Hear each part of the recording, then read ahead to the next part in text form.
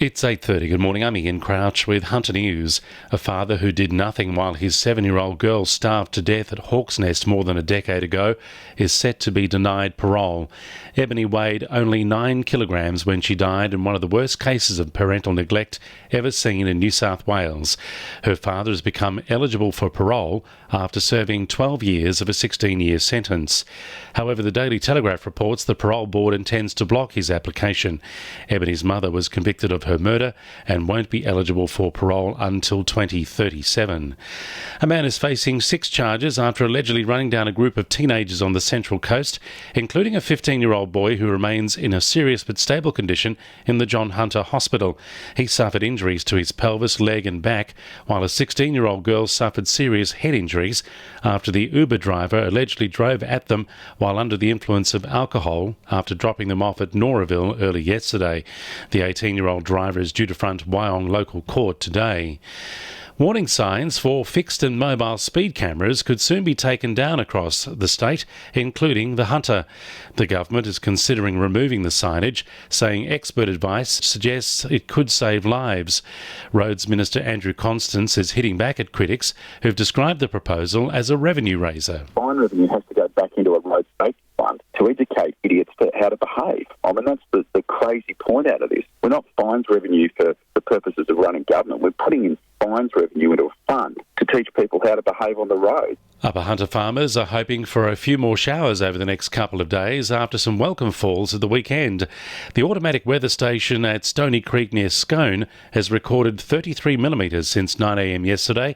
Merriwall recorded 24 millimetres and Murrurundi picked up 21 millimetres for the same period.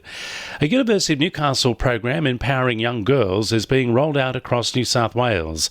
The Daughters and Dads program aims to improve physical activity and sports skills in young women while encouraging healthy, strong relationships with their fathers.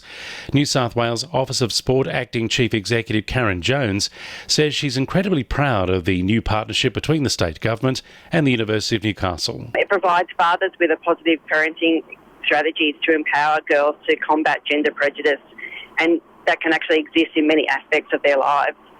So it's really important. Girls can also learn important social and emotional skills, including resilience, self-reliance and critical thinking, and their fathers play a really critical role in that. 2NURFM Sport. Jets coach Ernie Merrick says they still have the players to get to the A-League finals despite Friday's heavy 4-1 loss to Sydney FC. The loss has left Newcastle second last on the ladder and still searching for their first win of the season. Merrick says the loss of Kane Shepherd and Wayne Houlihan to long-term injuries will leave them short of strike power up front. So to lose the two of them long-term was very tough for us. Having said that, I still think we've got a strong enough team to win matches on a regular basis and be in the finals. I don't think there's any excuse. They're allowed to have a bad game away from home against a very strong side. In cricket, Wallsend, Merriweather, Wests and Belmont are in a 4-way battle to make the Tom Locker Cup final. Just 1 point separates the sides with 1 round to go in the 40-over-a-side competition. Newcastle para-athlete Christy Dawes has placed 5th this morning at the New York Marathon, and NPL Premiers Maitland have bolstered their stocks for next season, signing Golden Boot winner Braden Crowley from Lambton. And the winning numbers in Weekend Lotto are 12, 21, 10, 2, 1 and 42, and the supplementaries are 13 and 40. 2NURFM News Time is 26 to 9.